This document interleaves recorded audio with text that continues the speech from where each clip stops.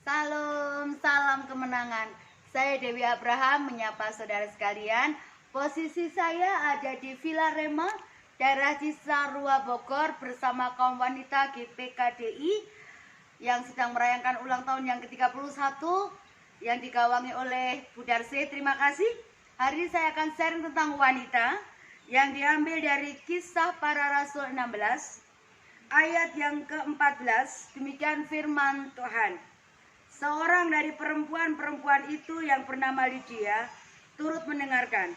Ia seorang penjual kain ungu dari kota Tiatira yang beribadah kepada Allah. Tuhan membuka hatinya sehingga ia memperhatikan apa yang dikatakan oleh Paulus. Hari ini kita belajar dari seorang wanita yang namanya adalah Lydia. Lydia itu artinya cantik. Lydia itu artinya terhormat atau mulia. Jadi kita wanita harusnya hidup terhormat, hidup yang mulia, bisa menjaga kekudusan dan kehormatan dirinya. Ada pengaruh yang sangat kuat dalam dunia ini, termasuk salah satunya adalah wanita. Amsal 14 ayat 1 catat begini. Wanita punya pengaruh, punya dampak, bisa membangun, bisa meruntuhkan.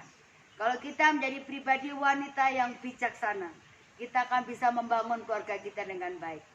Tapi kalau kita menjadi wanita yang dominan sama suami, mengatur suami, selalu bikin masalah, kita adalah tipe wanita yang meruntuhkan keluarga. Kita akan belajar bagaimana seorang Lydia. Sekalipun seorang wanita, Lydia adalah seorang bisnis, seorang wanita yang tangguh. Dia seorang penjual kain ungu dari kota Tiatira. Tapi Lydia memenuhi panggilan hidupnya. Bukan hanya sebagai pengusaha saja, tapi akhirnya dia seorang wanita yang melayani Tuhan. Ada dua hal penting yang ada dalam diri seorang Lydia. Kenapa kehidupannya bisa berdampak? Yang pertama, ayat 13 catat begini. Ketika Paulus dalam perjalanan misi pelayanannya melihat para wanita berkumpul, dan salah satu wanita itu adalah Lydia. Wanita itu kan punya kebiasaan berkumpul. Entah itu arisan, entah itu makan bersama, itu hal yang positif. Wanita bisa berdampak baik dan positif kalau memutuskan melakukan hal-hal yang positif. Berkumpullah untuk beribadah, berkumpullah untuk fellowship, membangun rohani wanita yang satu dengan wanita yang lain.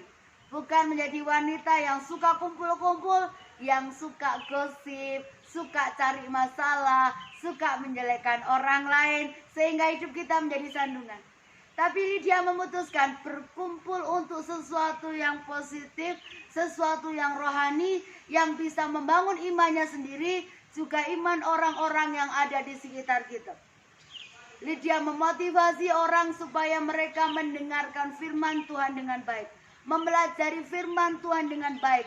Karena iman timbul dari pendengaran, pendengaran akan firman Tuhan. Kalau para wanita mendengar firman Tuhan, imannya akan terus bertumbuh, pengharapannya akan terus bangkit. Tapi kalau yang kita konsumsi berita buruk, berita yang negatif, akan melemahkan iman kita.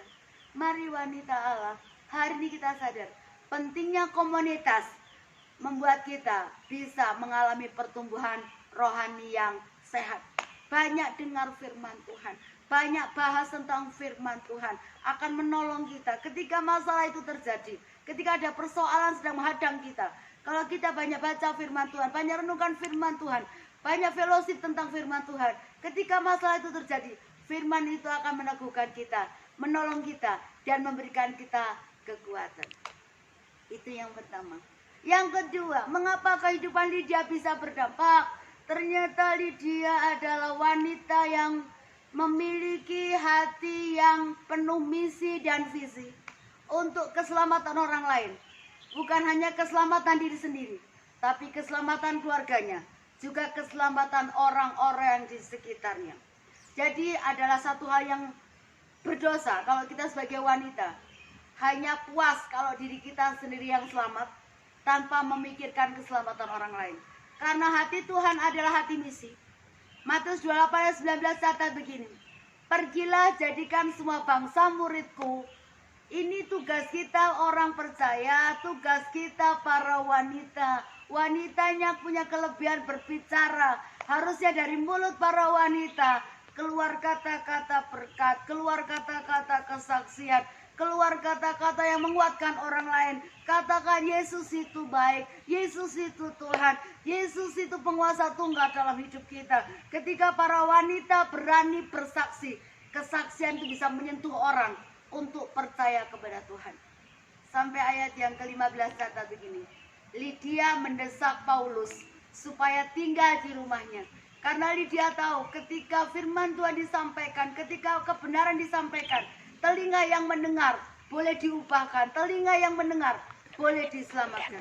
Jadi hari ini saudara, saya mengajak para wanita Allah, jadikan hidupmu hidup yang menjadi berkat. Bersaksi kemanapun melangkah, sehingga dunia tahu, dunia melihat, dan dunia merasakan kasih Yesus menjadi bagian kita orang percaya yang menyelamatkan orang-orang di sekitar kita, terutama keluarga kita. Jangan pernah lelah untuk menjadi saksi. Tuhan Yesus memberkati. Salam.